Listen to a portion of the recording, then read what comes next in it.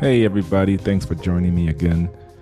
Um, Cryptocurrency. So, I wanted to talk about cryptocurrency today. And this might have to be multiple podcasts or multiple videos because there's a lot of things I want to mention about cryptocurrency. I'm not trying to say if cryptocurrency is a good investment for anybody.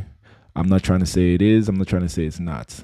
I just wanted to point out certain things that I've noticed that I think that cryptocurrency has to address before I can see it as a viable use case based on what they've been trying to say it is for.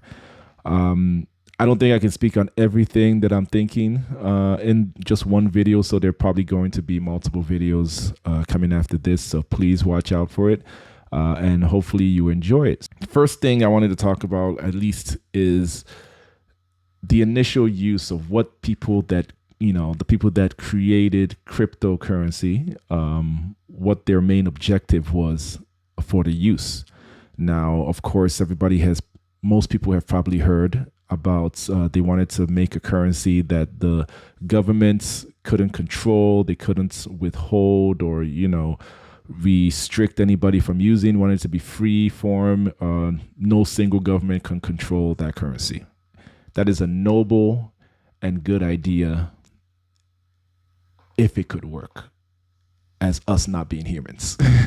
You have to take into account our human nature and what human beings usually do. Now, it's a great idea to have something that one government or one single individual cannot control as far as the money aspect goes. It is a great idea, but it is very hard to do. Cryptocurrency has not gotten there, and yes, it is still fairly new compared to any kind of monetary, um, any kind of currency that we currently use at this point. Of course, you know how everything has changed through the years, and did not happen in just like 1 to 5 years or however long cryptocurrency has been in effect right now. But of course, it started with either trade by barter, then we went to gold, things heavier, silver, real metals, and then we changed to currency, and then we changed to credit cards where we didn't have to carry cash and everything. But now we're moving to electronic where we don't have to carry anything at all. Technically, it's almost similar to having a credit card where you just have your phone and you put it near a machine and it reads it. Now, one of the main things cryptocurrency pushed to not have is the influence of the government. Now, they wanted to make sure that no government agency could restrict or manipulate cryptocurrency in any way. They didn't have any control. We were all free to use or do whatever we wanted to do. And of course, you heard the news about in the earlier days how most criminals are using cryptocurrency to trade and do this and do that and yada, yada, yada. Fine and dandy.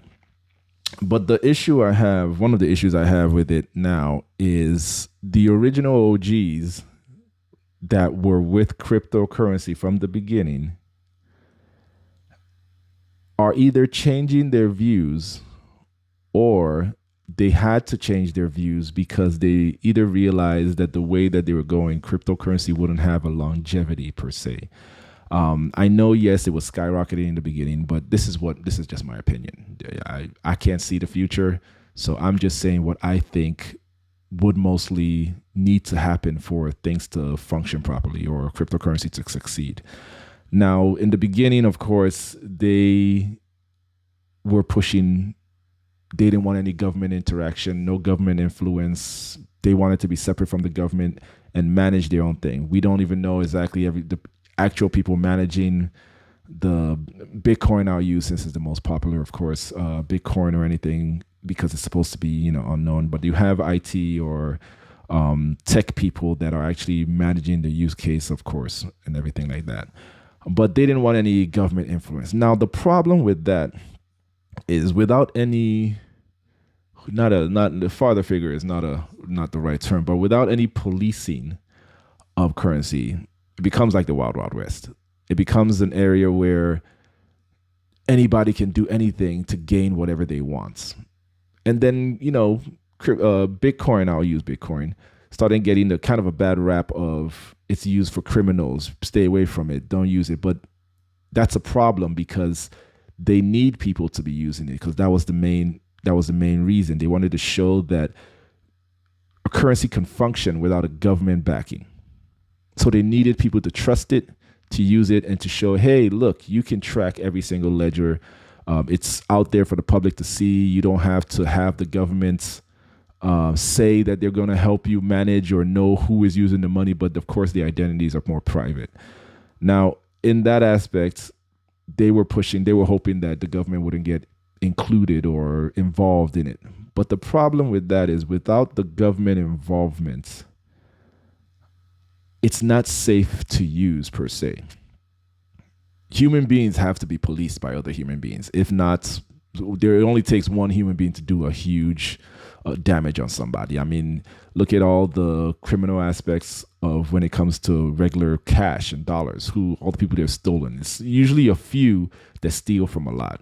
You don't need a lot of people to do a lot of the stealing. You just need a few to do a lot of the stealing. That's really all it is. So having that aspect, now everything has changed where people that are 100% in for cryptocurrency see the value in the government interaction, even though that was the initial thing they were fighting against. I say you do need government interaction. You do need the government to oversee, or some kind of body or regulation to oversee what is being done in the crypto space. Without that, trust is not going to be built in the use case.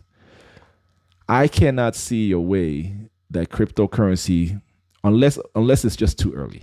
Of course, it's still very, very early. Things can change. People's, lifestyle experiences, different things. We could have some kind of catastrophe where cash cannot be used and everybody still has their phone and internet is still functioning and you can still transact, and people, start pushing more and more to build systems that can use cryptocurrency. It can still happen. But as of right now, we're probably in the stages of the transition, so it's hard to see it. But as of right now, that's not what's happening. You need some kind of body of government to put it. Now, I do believe the Wall Street people are aware of this. This is why I think Wall Street involvement has increased. They realize that you are literally creating money out of thin air. Yes. You are literally creating value from nothing. That's what cryptocurrency is. It is literally nothing. And then people gave it value to be where it's at, to be, whether it's the 63,000, whether it was $200. Nothing has changed. And I'm going to use Bitcoin because that's the easiest one, or the one that people know most about. Nothing has changed as far as what Bitcoin does. And of course, I know people are going to relate, well, that's the same thing with the dollar. The government can print as much as they want. They do that, do this. I understand that. I do understand that. And I understand the reasoning behind that. But the dollar was created to supplement something else because of the history of whether we're using gold, silver, bronze, whatever it was in the past. They wanted to make it easier. So it was a transition. You were doing trade by barter. They were like, hey, the barter is kind of hard because, I can only exchange what you want, but I can't buy something else that I need unless I have what you want. So you might have to trade multiple things to be able to get the thing that somebody wants to trade with you to give you what you want. That's a whole long case. So they made a currency factor, which at that time, of course, metals, which gold had value because everybody cherished the gold, cherished, shiny rocks, whatever they cherished. Everybody had an understanding that this is what we cherish.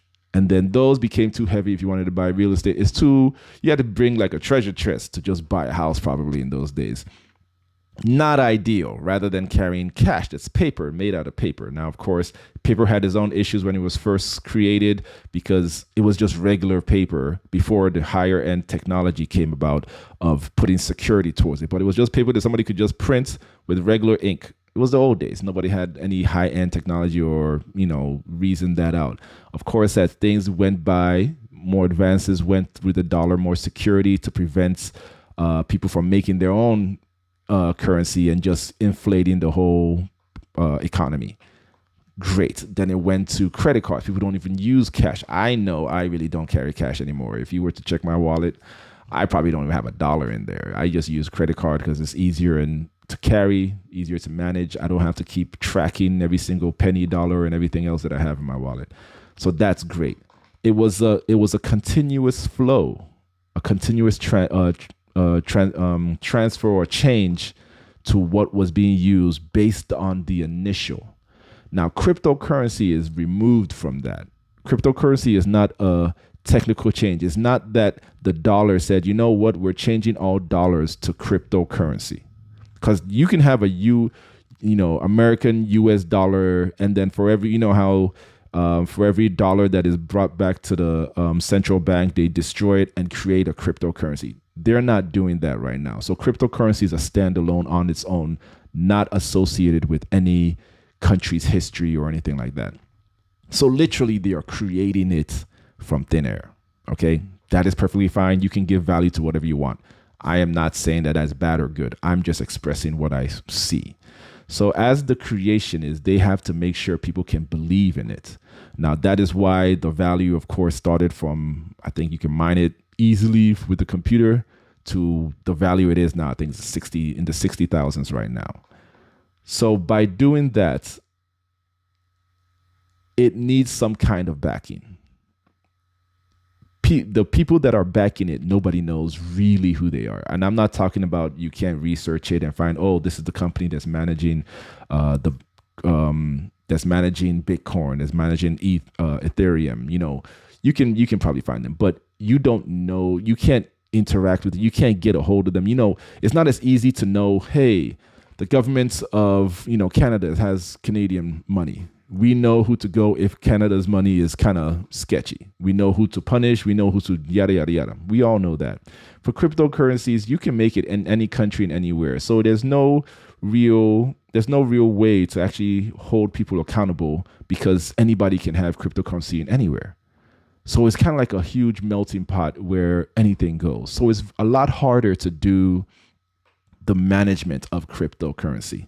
So in that aspect, for cryptocurrency, the cryptocurrency, unfortunately, even the old heads that wanted it to be free from governments, the best move you could make is to have the government involved in it. And that is what I think Wall Street has figured out. They are pushing for the government to get involved. They're pushing for the equities.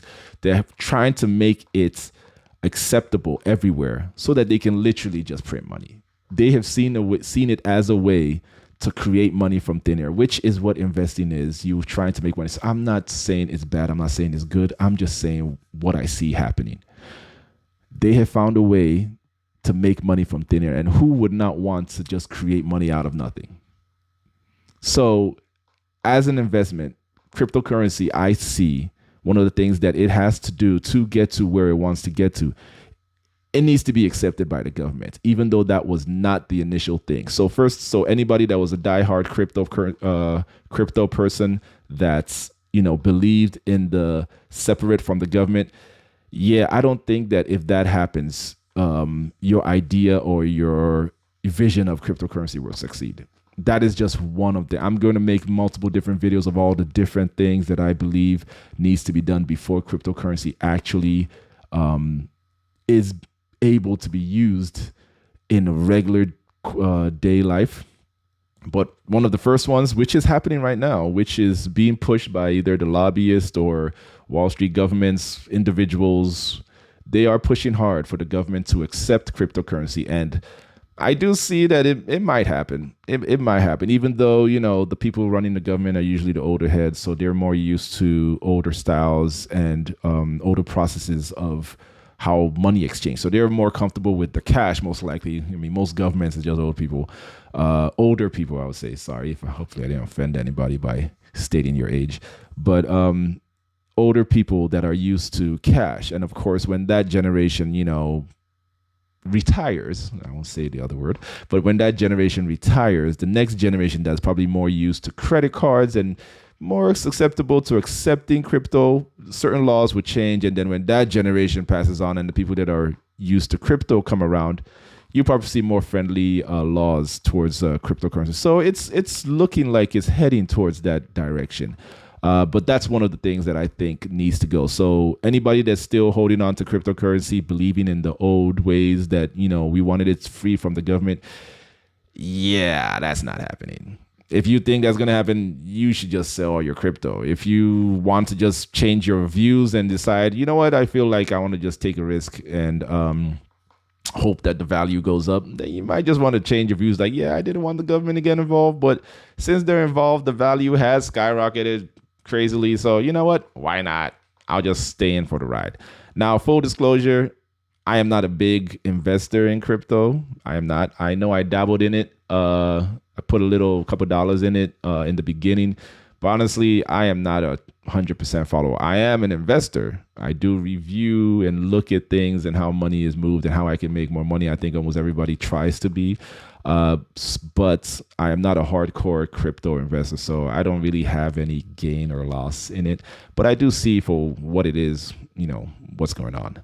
But if you have any other comments, any things that you think that I might have missed based on the government aspect on what you think that, has to be pushed for it to succeed, just let me know. Say any comments below.